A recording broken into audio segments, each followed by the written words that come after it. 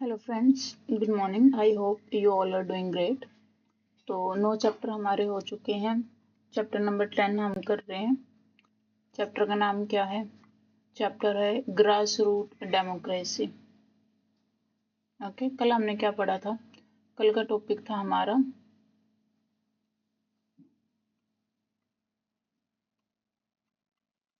Family and community. हमने पढ़ा था, है ना? फैमिली एंड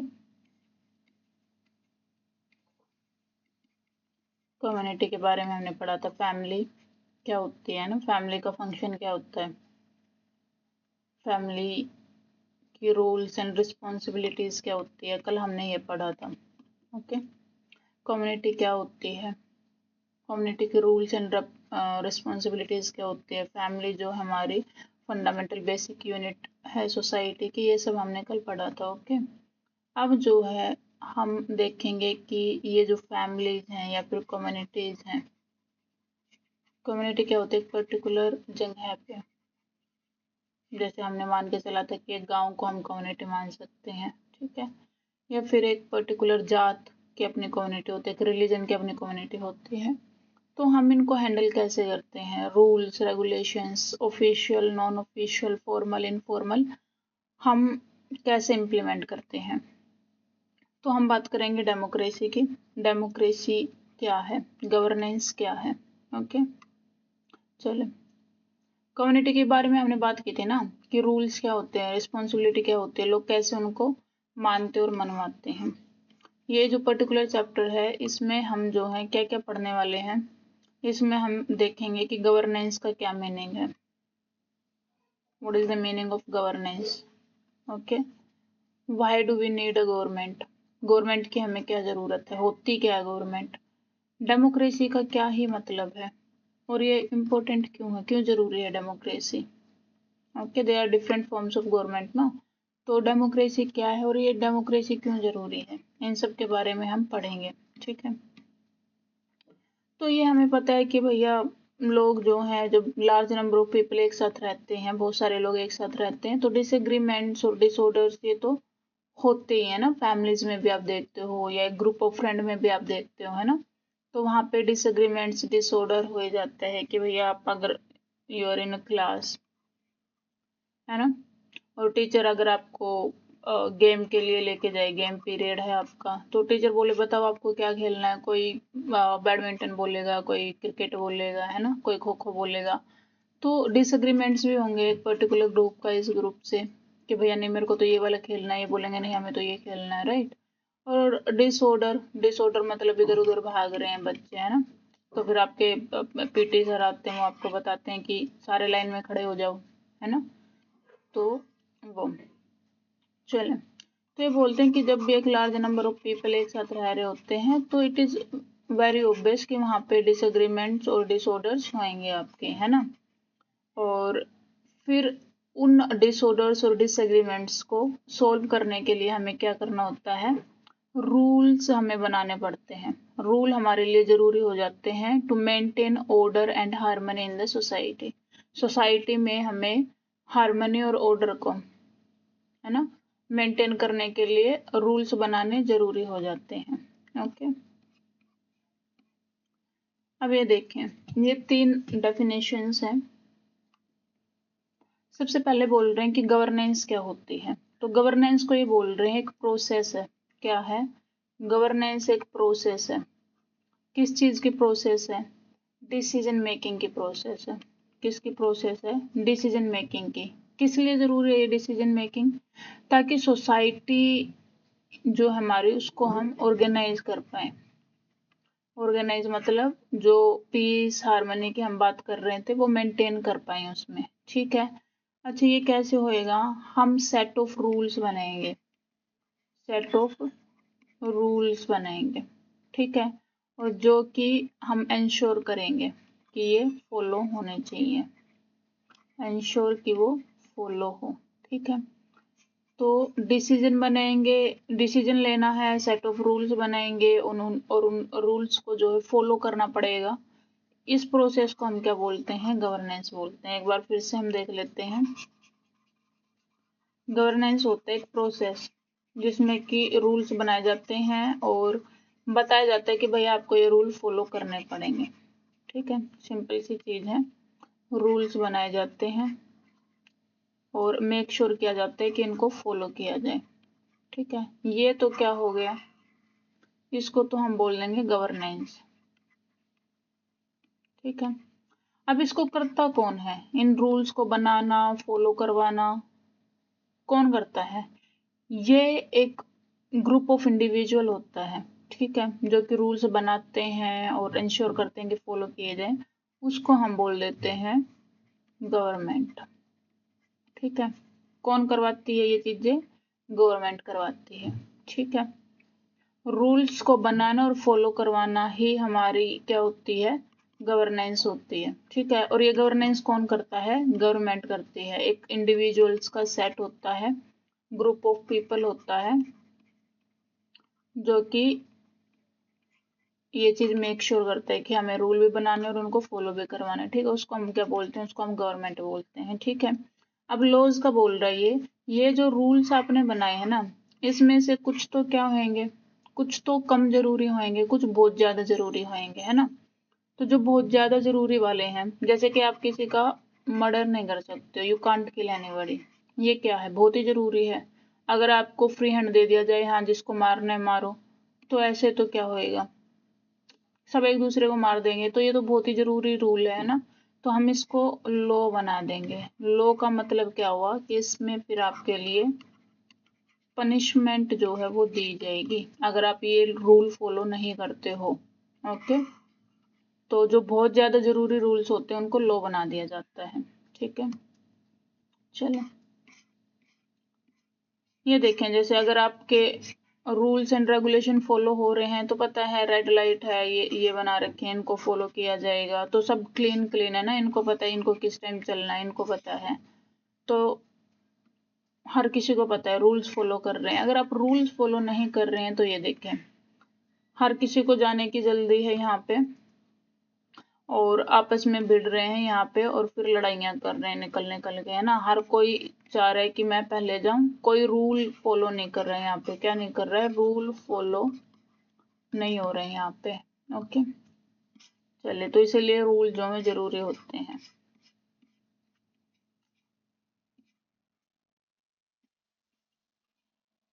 अब हमने देखा कि रूल्स होते हैं और ये कुछ इंपॉर्टेंट रूल्स जो होते हैं उनको हम लॉज भी बना देते हैं और इनको जो है फॉलो भी करवाना होता है। और ये जो फॉलो करवाते हैं इसको हम बोलते हैं गवर्नेंस। और ये जो गवर्नेंस है ये कौन करती है? गवर्नमेंट करती है। ठीक है, अब ये गवर्नमेंट क्या है, गवर्नमेंट को समझते हैं हम। गवर्नमेंट जो है 3 ऑर्गन होते हैं गवर्नमेंट के। ठीक है, उसके बारे में हम पढ़ेंगे, पहले हम देख लेते हैं हमें गवर्नमेंट की जरूरत क्या है। तो ये बताना चाह रहे हैं यहाँ पे कि ऑल ओवर द वर्ल्ड में जो है डिजिटल टेक्नोलॉजी की वजह से जो है हमारी जो सोसाइटीज जैसे फंक्शन करते हैं ना वो चेंज हो रहा है। ठीक है, तो ये बोल रहे हैं जैसे अगर आप डिजिटल इंडिया की बात करते हो, डिजिटल इंडिया, अगर आपको पैसे भेजने हैं किसी के पास, अभी तो एक क्लिक पे आप पैसे भेज सकते हो, है ना। जी पे है, फोन पे है, ये है वो है ना। लेकिन अगर आपको पहले, अगर आज आपसे 30 साल पहले की अगर बात करो तो क्या होता था कि पोस्ट ऑफिस से मनी ऑर्डर भेजते थे आप। ठीक है, और उसमें आपको डिमांड ड्राफ्ट वगैरह लेने पड़ते थे, लाइन में खड़ा होना पड़ता था, बहुत लंबी लाइन में, है ना, क्यूज। तो लाइन में खड़े होके पूरा दिन निकल जाता था। आप पोस्ट ऑफिस में जाएंगे, जमा कराएंगे, डिमांड ड्राफ्ट बैंक से लेंगे, दिस एंड दैट, है ना। और अभी तो बहुत इजी हो गया, जस्ट एक फोन क्लिक पे आप किसी को भी जितने मर्जी पैसे भेज सकते हैं, राइट। और फिर ये बोल रहे हैं कि जितना इजी हो गया ना ये, कि हाँ मतलब एक क्लिक पे आप पैसे भेज सकते हो, उतने ही शातिर आपके क्रिमिनल भी हो गए हैं। पहले क्या थे, चोर लोग क्या करते थे, आप पैसे लेके जा रहे हो, यहाँ से वो आएंगे, आपको मारेंगे पीटेंगे, आपका पैसा छीन के भाग जाएंगे, राइट। लेकिन अभी तो आप पैसे लेके जाते ही नहीं हो, अभी तो आप बस अपने घर पे बैठ के और फोन से पैसे भेज रहे हो, यहाँ बैठ के यहाँ भेज रहे हो। तो जो क्राइम है वो भी डिजिटल हो गया है अब, है ना। चोर भी शातिर हो गए, वो भी टेक्नोलॉजी का ही यूज कर रहे हैं। और वो क्या है, क्रिमिनल साइबर क्राइम हम उसको बोल देते हैं, ठीक है। वो भी क्या करेंगे, आपके पास एक लिंक भेज देंगे, आपने लिंक पे क्लिक किया और आपके पैसे उड़ गए, है ना। तो ये बोल रहे हैं कि भाई जैसे जैसे जमाना बदल रहा है वैसे वैसे प्रॉब्लम्स भी बदल रही हैं। और पहले कुछ और रूल्स होते थे, आपके पुलिस वाले यहाँ बैठे हैं, चोर भाग के आ रहा है, पकड़ लिया तो पकड़ लिया, है ना। अभी क्या है, अभी आपके चोर भी चेंज हो गए टेक्नोलॉजी की वजह से, तो अभी आपकी साइबर पुलिस भी आ गई है ना, उसी टाइप की। तो समय के साथ साथ जो है आपको नए लॉ बनाने पड़ते हैं, ठीक है। नए कानून लेके आने पड़ते हैं, नए रूल्स लेके आने पड़ते हैं, ठीक है। तो 3 ब्रांच हैं गवर्नमेंट के, 3 ऑर्गन हम बोल सकते हैं। गवर्नमेंट की बात कर रहे थे ना हम, गवर्नमेंट क्या होती है। तो गवर्नमेंट 3 चीजों से बन के बनी है, ठीक है। पहली चीज जो है उसमें, वो है आपकी लेजिस्लेचर। अब लेजिस्लेचर क्या है, लेजिस्लेचर एक वो ऑर्गन है गवर्नमेंट का जो कि लॉज को बनाता है। गवर्नमेंट का क्या काम था, गवर्नेंस करना। और गवर्नेंस का क्या काम था, और गवर्नेंस होती क्या है, गवर्नेंस होती है कि रूल बनाओ, उनको फॉलो कराओ, ठीक है। ये था गवर्नेंस का काम। गवर्नेंस कौन कर रहा है, गवर्नमेंट कर रही है। अब गवर्नमेंट जो है 3 हिस्सों में टूटी हुई है। ये 3 अलग अलग जो ऑर्गन है, जैसे आपके बॉडी ऑर्गन्स है ना, आंखें देखने का काम करते हैं, कान सुनने का, तो ऐसे ही गवर्नमेंट के भी अलग अलग ऑर्गन्स हैं, 3 ऑर्गन है। तो पहला ऑर्गन जो है वो कानून बनाने का काम करता है, मेक न्यू लॉज, ठीक है। उसके बाद अगर हम बात करते हैं, दूसरा ऑर्गन क्या हो गया, दूसरा ऑर्गन है एग्जीक्यूटिव। अब इसका क्या काम है, ये इम्प्लीमेंट करवाता है। रूल बनाता कौन है, रूल बनाए किसने, लेजिस्लेचर ने।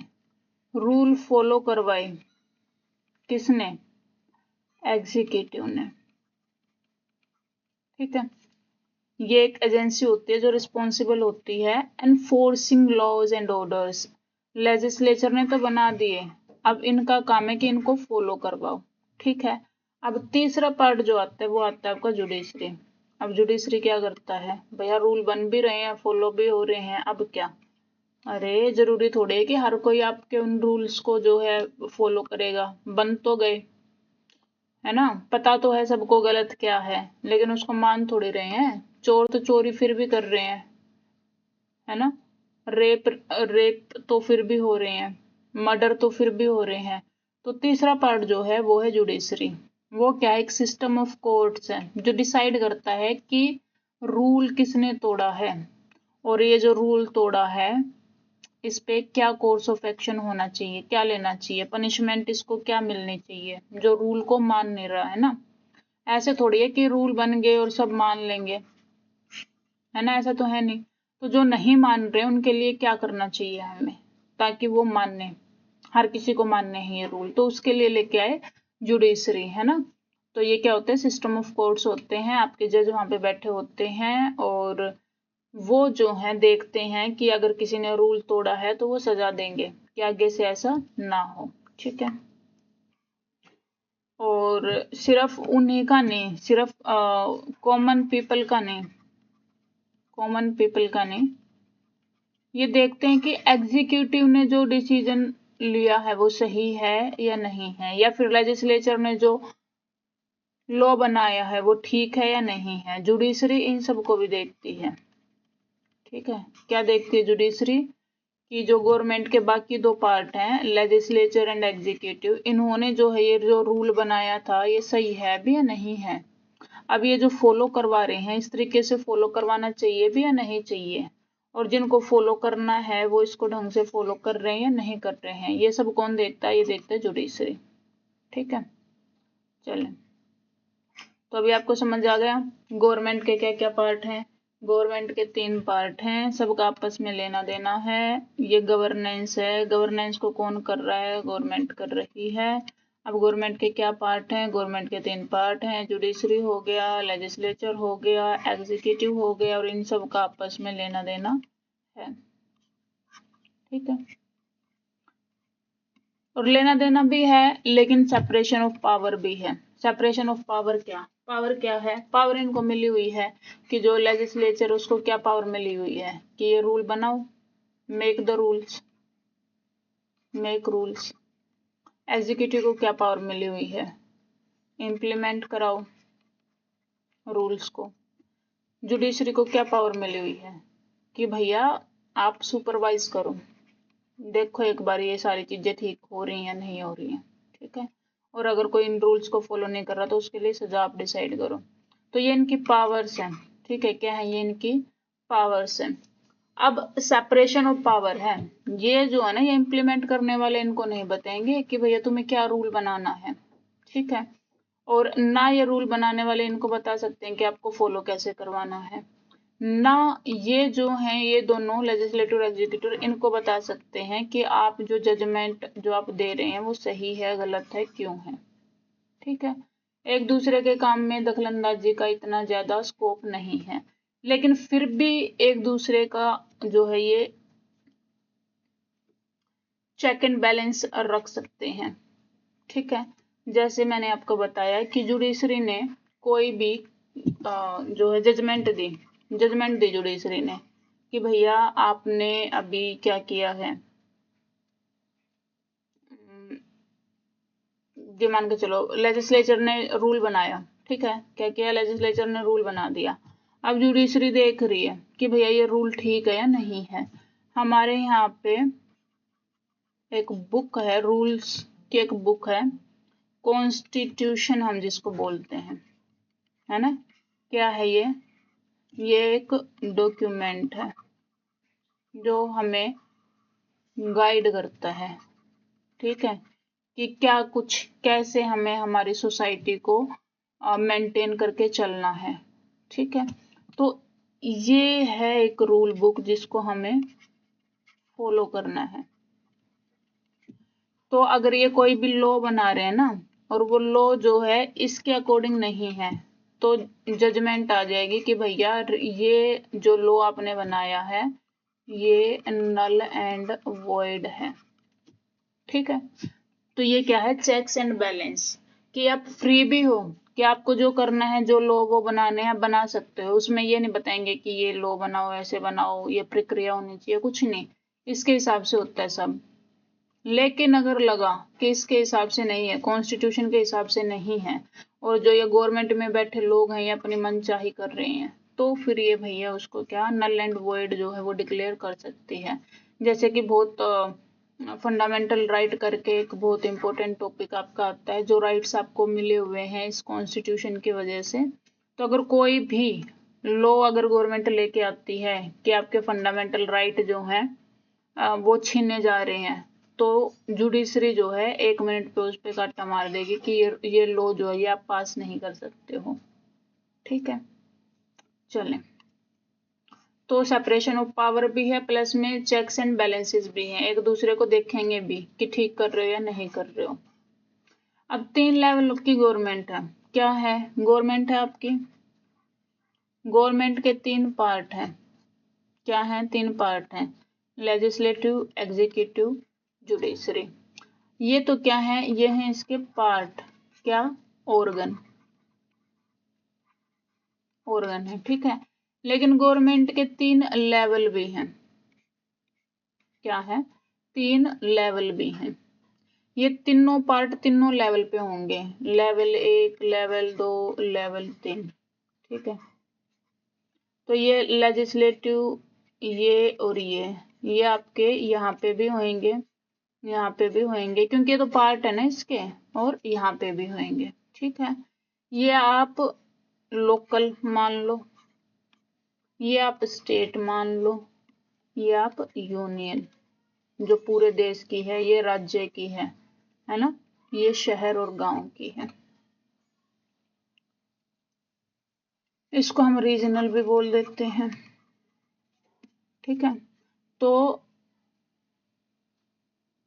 हर गवर्नमेंट के एटलीस्ट 2 ऑर्गन, 2 लेवल तो होने ही चाहिए, मतलब 2 लेवल तो होने ही चाहिए।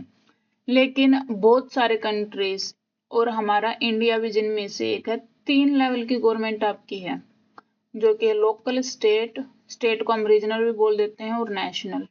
ठीक है, ये जैसे कि मैंने आपको बताया यहाँ पे, ये देखें, सेंटर जो होते हैं वो नेशनल लेवल की होती है, यूनियन गवर्नमेंट हम जिसको बोल देते हैं, पूरे all over India, all India की है ये। ठीक है, ये क्या है, स्टेट में गवर्नमेंट स्टेट लेवल पे, जम्मू कश्मीर की अलग है, हरियाणा की अलग है, पंजाब की अलग है ना, ऐसे सारे 28 स्टेट्स जो भी हैं सबकी अलग अलग है। लोकल लेवल पे कि भैया टाउन और विलेजेस जो हैं, टाउन एंड विलेजेस जो हैं, 7,500 जो गांव हैं हमारे, उस लेवल पे। ठीक है, ये क्या है, ये कुछ फैक्ट्स हैं जो आप याद रख सकते हो, यहाँ से पेपर में आ सकता है, कॉम्पिटिटिव एग्जाम के जो पेपर होते हैं मोस्टली उनमें।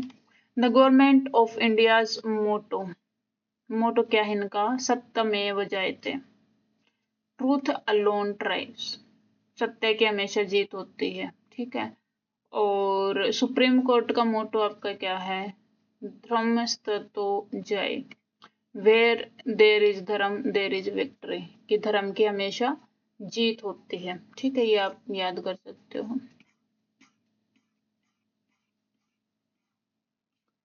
अब जो ये अलग अलग पार्ट हैं आपके, जो ऑर्गन है, ये पहला, ये दूसरा, किसके ऑर्गन है ये, और ये तीसरा किसके ऑर्गन है ये आपके गवर्नमेंट के ऑर्गन है ना, इन तीनों चीजों से मिलकर गवर्नमेंट बनी है। ये क्या है, ये आपके लेवल्स हैं, ये क्या है, लेवल्स हैं, 1 लेवल, 2 लेवल, और तीसरा क्या था, लोकल भी आ जाएगा यहाँ पे, जिसमें आपके विलेज और वो आएंगे, टाउन आएंगे। ठीक है, अब जुडिशरी की अगर हम बात करते हैं, जुडिशरी की अगर हम बात करते हैं तो ऑल इंडिया लेवल पे तो हमारा सुप्रीम कोर्ट है। ठीक है, और स्टेट लेवल पे हाई कोर्ट्स होते हैं, हर स्टेट का अपना एक कोर्ट होता है जिसको हम हाई कोर्ट बोलते हैं, जुडिशरी। ठीक है, अब अगर हम लेजिस्लेचर की बात करते हैं तो लेजिस्लेचर में क्या है, 2 हाउस होते हैं, क्या होते हैं, 2 हाउस होते हैं, जिसको हम लोकसभा और राज्यसभा, ये क्या है, ये है नेशनल लेवल पे, है ना, नेशनल लेवल पे। स्टेट लेवल की अगर हम बात करते हैं तो स्टेट लेवल, स्टेट का बहुत सारे स्टेट्स के पास 2 हाउस हैं, बहुत सारे स्टेट एक ही हाउस से काम चला रहे हैं। ठीक है, हाउस क्या है, हाउस एक ग्रुप ऑफ पीपल है ना, जो हम MLA MPs वगैरह जो चूज करके भेजते हैं। ठीक है, सदन आप हिंदी में बोलते हो। तो जो हमारा पार्लियामेंट है, जैसे हम अपने अपने घरों में रहते हैं, ऐसे पार्लियामेंट में ये लोग बैठते हैं, मीटिंग करते हैं, और लेजिस्लेचर है ना, ये कानून बनाते हैं, तो वहां पे बैठते हैं ये, है ना, उसको हम हाउस बोल देते हैं।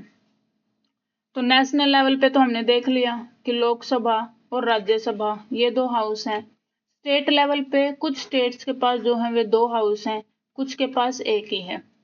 ठीक है, तो एक तो क्या है, एक तो है विधानसभा, क्या है, किसी के पास तो एक ही 1 स्टेट असेंबली है, विधानसभा। और कुछ जो स्टेट हैं उनकी जो है क्या है, 2 हाउसेज हैं, उसमें हम विधान परिषद बोल देते हैं उसको, विधान परिषद। और इंग्लिश में अगर हम बात करें तो काउंसिल, स्टेट काउंसिल। ठीक है, स्टेट लेजिस्लेटिव असेंबली या फिर स्टेट काउंसिल, ये तो हो गए 2। अगर एक है तो खाली स्टेट असेंबली होएगी, है ना, MLA जो हम चूज करके भेजते हैं, और उन MLA में से वो अपने लिए कोई और दूसरे सदन के लिए लोग चूज करते हैं, तो उनको हम बोल देते हैं काउंसिल। ठीक है, ये कैसे क्या चूज होते हैं, इनको हम इलेक्ट कैसे करते हैं, आने वाली क्लासेस में हम पढ़ेंगे इनको। ठीक है, उसके बाद तीसरा पार्ट है ऑर्गन गवर्नमेंट का, वो क्या है, एग्जीक्यूटिव। अब इसमें क्या होता है, एग्जीक्यूटिव में, एग्जीक्यूटिव क्या है, एग्जीक्यूटिव क्या काम कराते हैं आपके, एग्जीक्यूटिव आपके फॉलो करवाते हैं रूल्स को, है ना। तो इसमें क्या है, led by president of India, president of India. President of India क्या है? एग्जीक्यूटिव का हेड है, लीडर है, लेड बाय है ना, लीडर है, लेकिन क्या है ये? नॉमिनल हेड है, ठीक है। नॉमिनल, नॉमिनल मतलब नाम नाम का, नॉमिनल हेड है, ये नाम नाम का हेड है, ठीक है। और एग्जीक्यूटिव हेड जो एक्चुअल डी फैक्टो, अगर हम बात करें डी फैक्टो, जिसके पास एक्चुअल पावर है, वो कौन होता है हमारा? वो हमारा होता है प्राइम मिनिस्टर, ठीक है। हम प्रेसिडेंट को रबर स्टैम्प भी बोलते हैं। क्या बोलते हैं? Rubber stamp. क्या मतलब हुआ इसका? कि भैया एक्चुअल पावर तो प्राइम मिनिस्टर की है। आज के टाइम पे अगर हम मान के चले,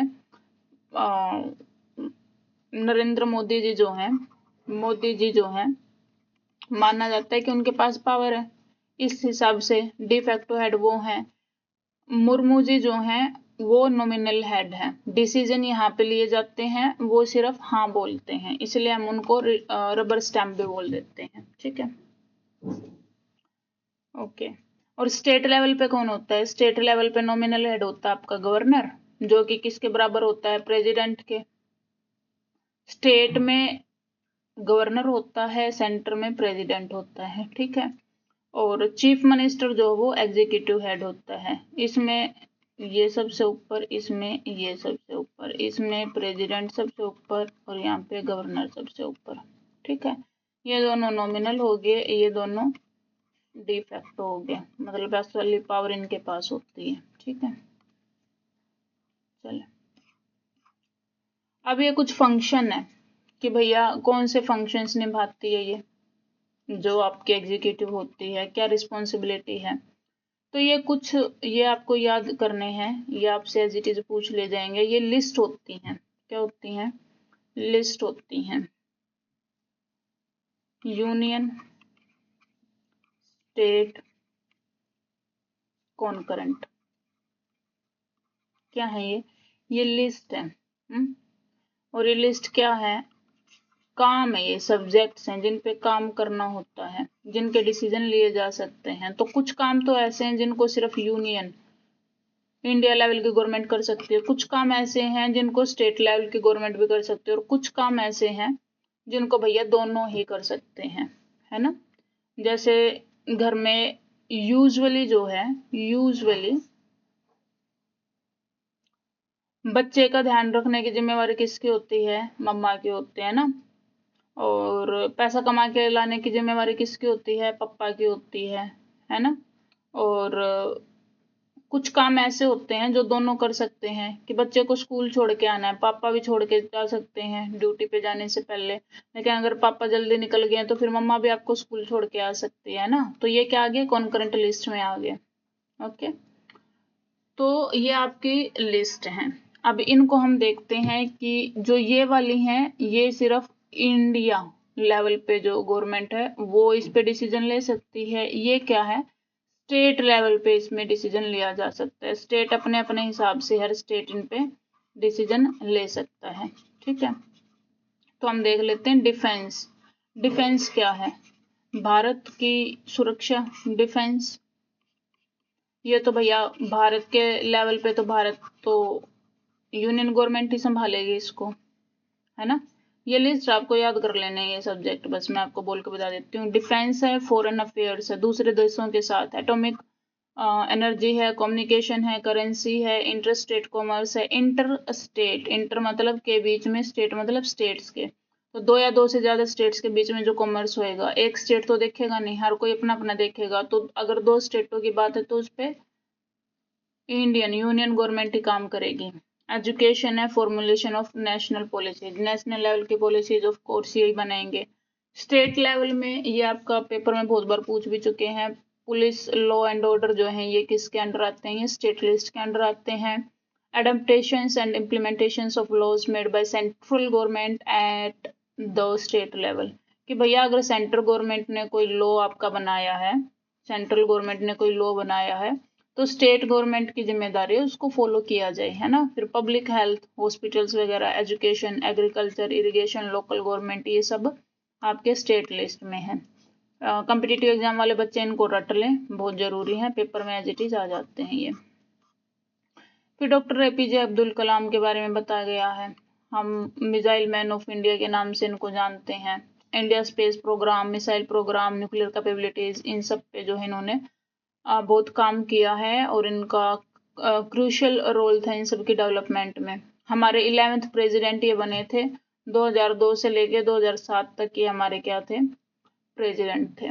ठीक है, तो इनका बताया गया है कि बहुत सारे मिलियंस ऑफ स्टूडेंट्स को जो इन्होंने इंस्पायर किया है।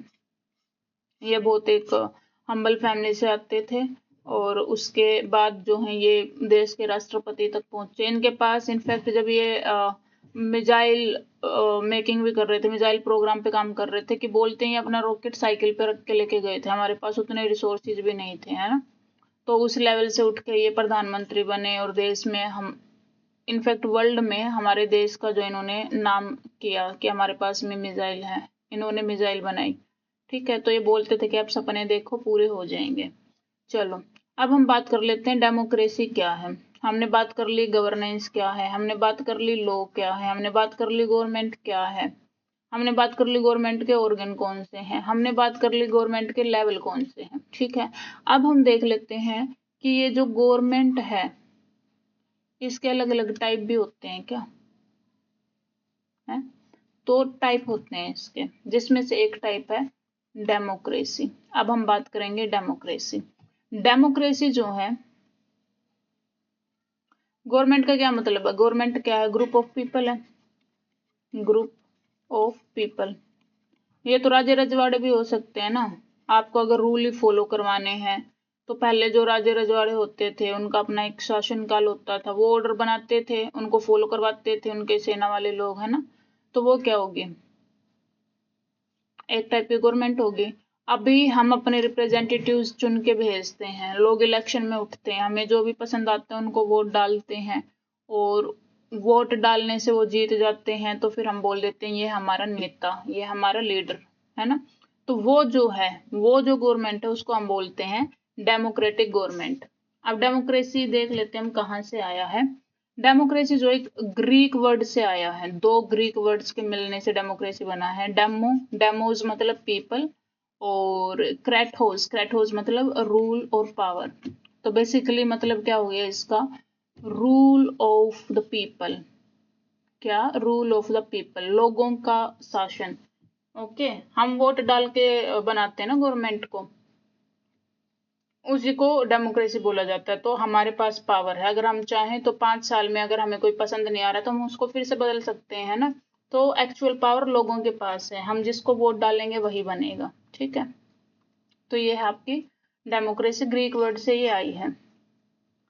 People vote for their representative. Representative क्या, कि एक गांव में एक इंसान, 2-3 लोग खड़े होते हैं। ठीक है, क्या, 2-3 लोग खड़े होते हैं गांव में, किसकी होड़ में, सरपंच की होड़ में। ठीक है, सरपंच बनने के लिए 2-3 लोग खड़े होते हैं, फिर गांव वाले जिसको जिताएंगे वो आपका सरपंच बनेगा। ठीक है, और ऐसे ही आपके म्यूनसिपैलिटीज में होता है, ऐसे ही आपका स्टेट लेवल पे होता है। और फिर ये जो है, ये सरपंच जो है ये स्टेट लेवल की मीटिंग में जाएगा, आपके गांव के लोगों की बात बताएगा कि हमें ये प्रॉब्लम है, स्टेट गवर्नमेंट को बताएगा।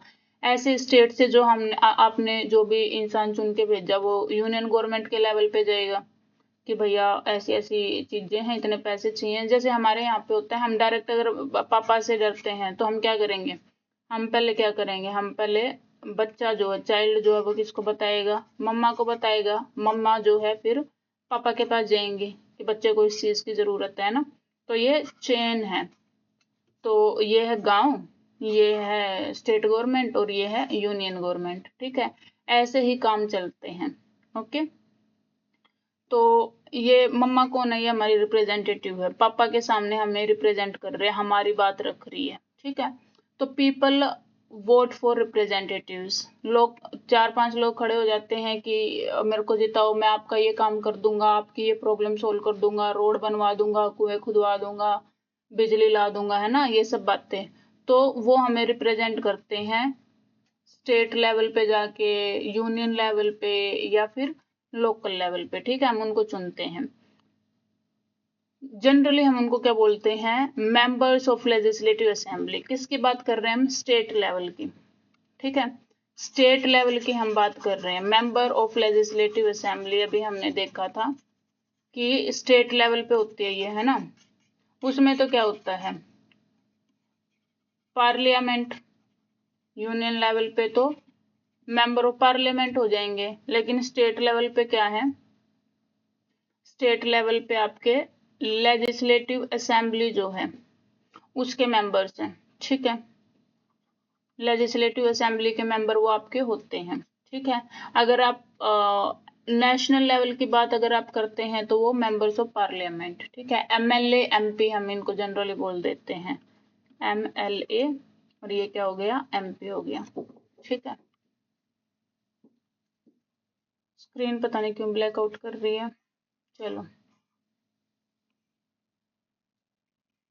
और हम क्या है, इंडिया क्या है, India is a representative democracy. India क्या है, रिप्रेजेंटेटिव डेमोक्रेसी। हमारे हमारे पर हम किसी को चुन के भेजते हैं, ठीक है, और वो हमें रिप्रेजेंट करते हैं। ये आपको याद रखना है, इंडिया कैसी डेमोक्रेसी है, रिप्रेजेंटेटिव।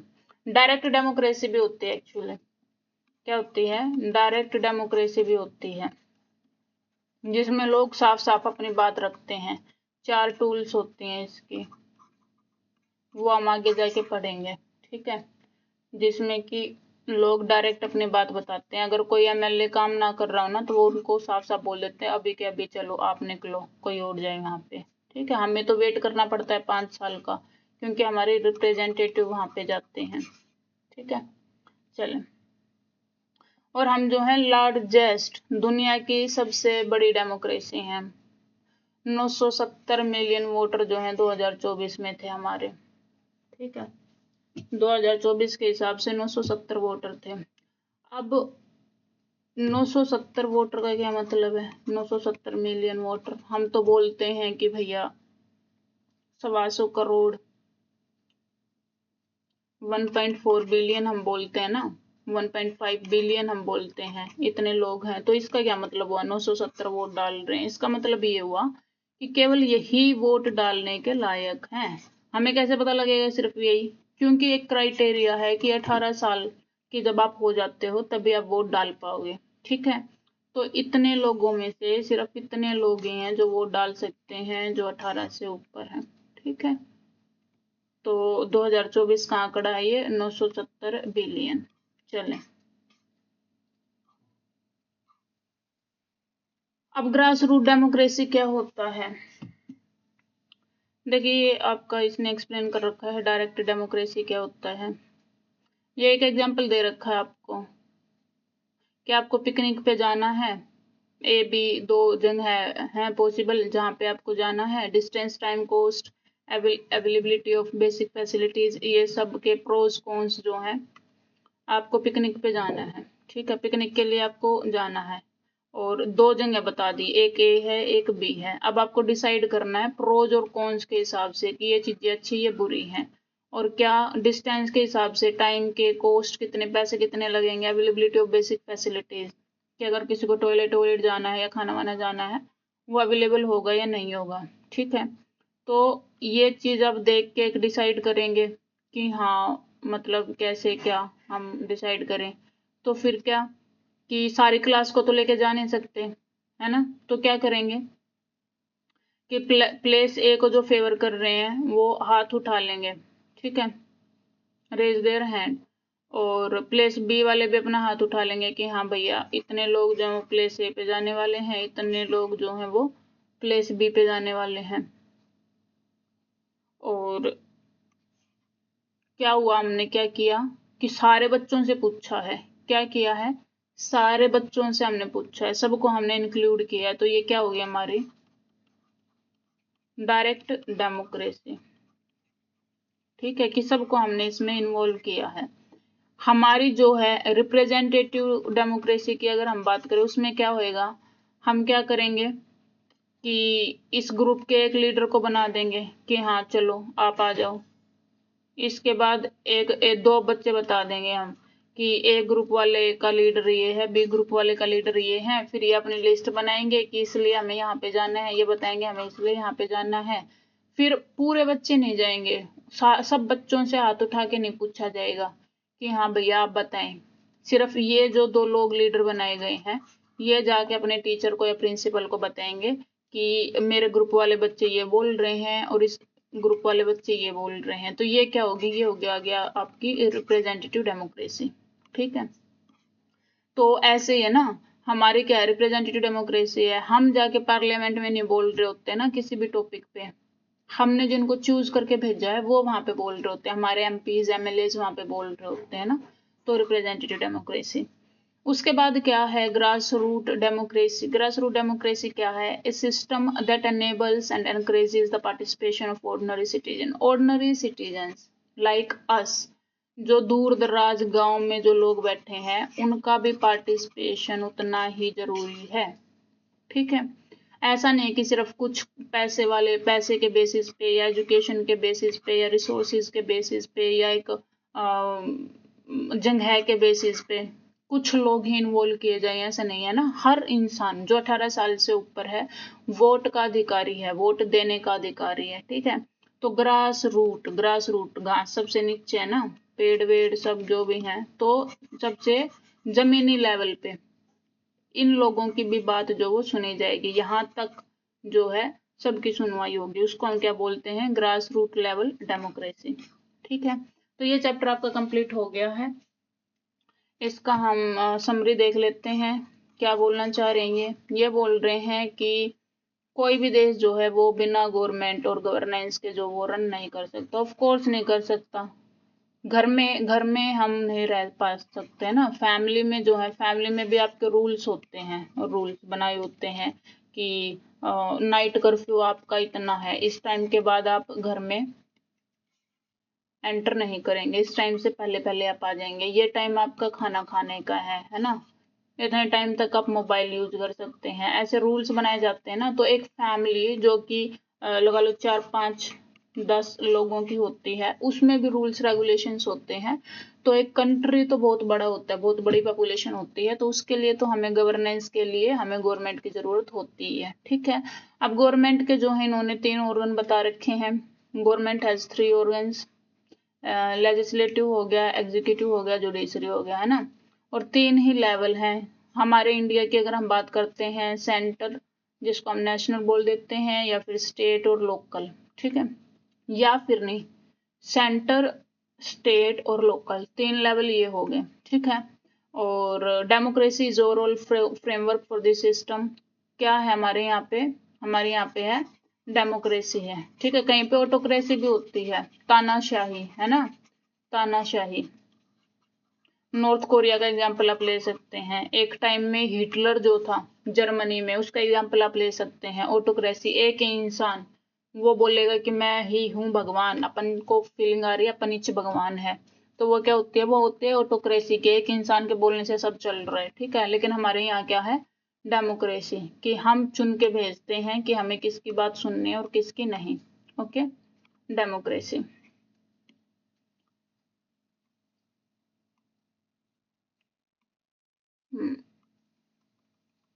चलिए।